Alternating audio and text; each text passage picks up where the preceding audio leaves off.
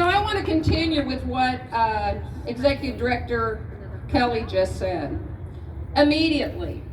We will immediately address this in the legislature. I don't know what immediate means to you. I guess I should have brought out my Webster's dictionary. But I don't think it means September 15th. I think it meant right after. By September 1 was the deadline we knew that we were facing for our nurses and our medical and the contractors that deal with the hospitals on all regard. So, you know, as far as immediate, we really missed the boat. I want you to know that the legislators behind me, many of them started conversation before the end of August to decide how do we get back into session. Numerous calls have been made by all of you in this audience and emails to our speaker and our pro tem and our governor. Somebody get us back into session. But it's fallen on deaf ears, you guys. It's fallen on deaf ears. They don't care. Sadly, more has transpired since the September 1 deadline. President Biden, which is very hard to say, but President Biden has come out. I want to thank all of you for walking over to the airport in 2 days to be here. I really appreciate it. So as far as what the mandates that our president has just put out, you would have thought last middle of the week that we would have come in Monday of this week to address the issue. But apparently leadership doesn't think it's paramount to the health and well-being and the psyche of the citizens of this state. I do. We do. You do. So now here we are today. I want you to know that we're here in numbers. There's 70 of us in the House. The Democrats, I figured they would have been here, but they're not. But out of the 58 Republicans, there were more that were going to be here. Senators have called and said this is a coup. People have put in the AP, the newspaper, that we're grandstanding. I would like to know, when is it grandstanding when we're representing you and your interests are all we have in our hearts?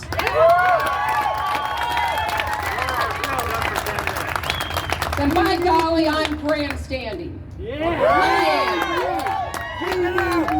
know, we're going to move on because I've got some other folks behind me who want to speak. I will close up the meeting. We have a full day of activities, so if you are around, there's other things going on I think you'll be excited about. Terry Gestrin, my seatmate, has not made it, but I just want to report what he was going to tell you all. He was in Ohio on Labor Day. That was one of the days we considered for calling ourselves back up here. Why? Well, Labor Day, we celebrate our workers. But it didn't work. Some people were out of town, so we have to move on. And now we're in Constitution Week, but let's protect your rights. But Terry Gestrin was on a trip in Ohio, and he saw a contract between FEMA and the state of Idaho. The state of Idaho has already secured traveling nurses to come in to replace nurses who are out of the hospitals because they won't take the jab. That's true. Yep. That is what he was going to report to you. I don't know why he's not here, but I'll sure be asking him. If he shows up, I'll let him expand on that should he come up on the steps here in a minute. But right now, I want to pass off to Representative Tammy Nichols, District 11. She's going to let you know what's going on here.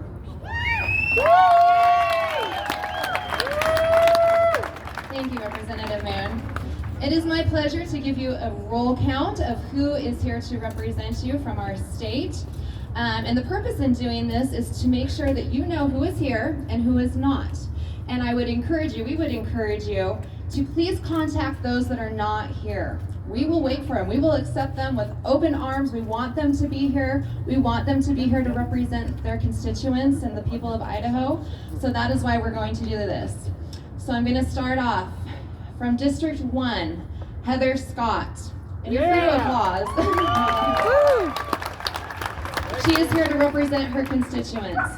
In District 2, Vito Barbieri, Representative Vito Barbieri. He is here to represent his constituents. In District 3, we have Representative Ron Mendive. He is here to represent his constituents. Also District 3 is Representative Tony Wisnowski. He is here to represent his constituents. From District 6, we have Representative Mike Kingsley, who is here to represent his constituents. From District 7, we have Representative Priscilla Giddings, who is here to represent her constituents. From District 8, we have Representative Dorothy Moon, who is here to represent her constituents. From District 11, we have Representative Tammy Nichols, who's here to represent her constituents.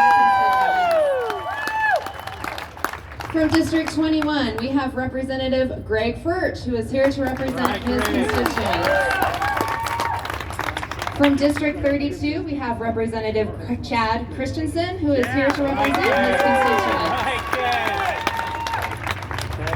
From District 34, we have Representative Ron Nate, who's here to represent his constituents. And from District 35, we have Representative Carrie Hanks, who is here to represent her constituents. We would also like to acknowledge that even though this is primarily regarding the House, we also have Senator Christy Zito and Senator Regina Bayer, who is here with us today to represent their constituents. Please contact those that are not here and encourage them to fight for your rights, to stand for the people, and to be here with us. Thank you.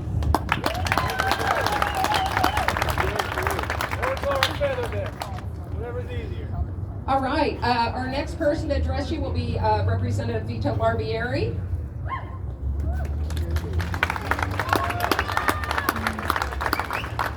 Hey. Gotta get organized here. Really, thank you for allowing us to join you. Aren't you glad you're not being arrested today? Just for gathering, right? Well, I'm just asking, for how much longer? Yeah. You know, at times our faith is tested. And we must remember that we need not put faith in man, but in Jesus Christ. All right. Amen. Amen. The governor did not call me here to Boise. The speaker did not call me here today. You called me to act on your behalf. Actually, the speaker did issue a statement. He said he quote, will actively pursue and support any and all efforts to block this massive federal overreach. Yeah, sure. I don't see him here. I'm not sure what he means. Words are meaningless. Did he mean that he wished he was here with us? No. Okay, he couldn't make it. And that's why the others aren't here. But federal overreach? Unconstitutional. Unlawful, unconstitutional, unnecessary medical mandates are just federal overreach? Medical rape. He's confused. We'd hoped to have enough legislators here to reconvene.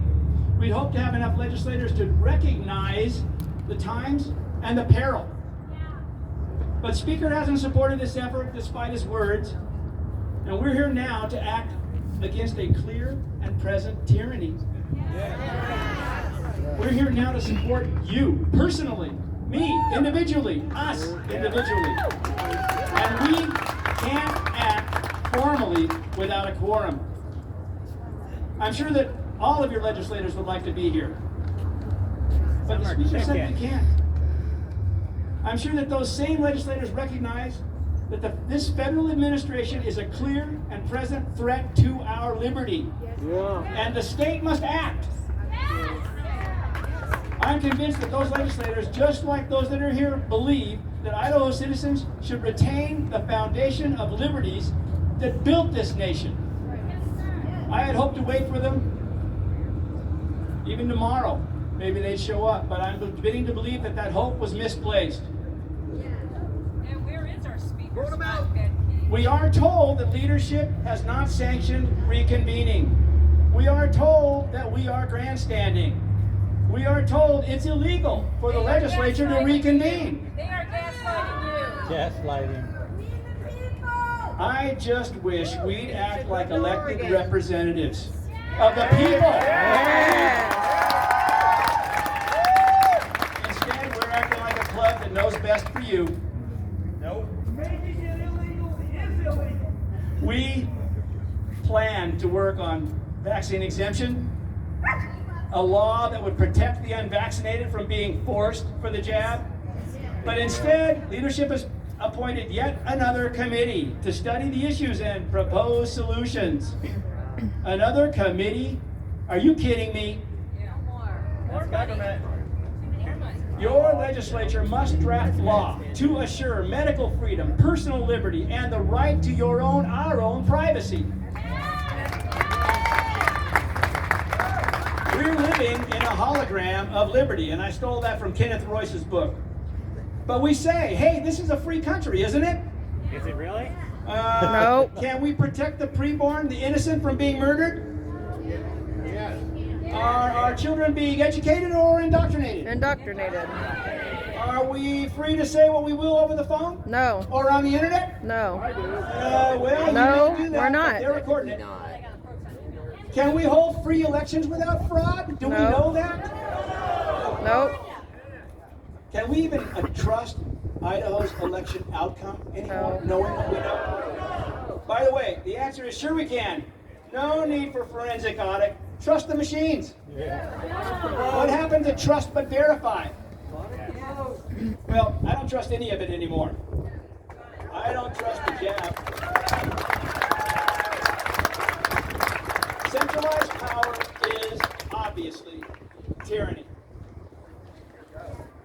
And if we can't stop the government from injecting us with anything, it's no longer a threat. It's happening. Justice has outright failed us. We must stay engaged against all odds. So in closing, it's unfortunate that we don't see legislative leadership here. Obviously, it's leadership that's throwing the roadblocks up to our immediately acting against this communist administration. Yeah. Lead, follow, or get out of the way. Yeah. Well, they won't get out of the way. For whatever reason, they won't. State sovereignty and personal liberty are disappearing while we form another committee. Inalienable right to life, liberty, and the pursuit of happiness. Did the drafters of the Declaration of Independence and the Constitution not hit the nail on the head? So rest easy. They can't arrest us for just complaining, can they? Well, I ask again, for how much longer? Thank you.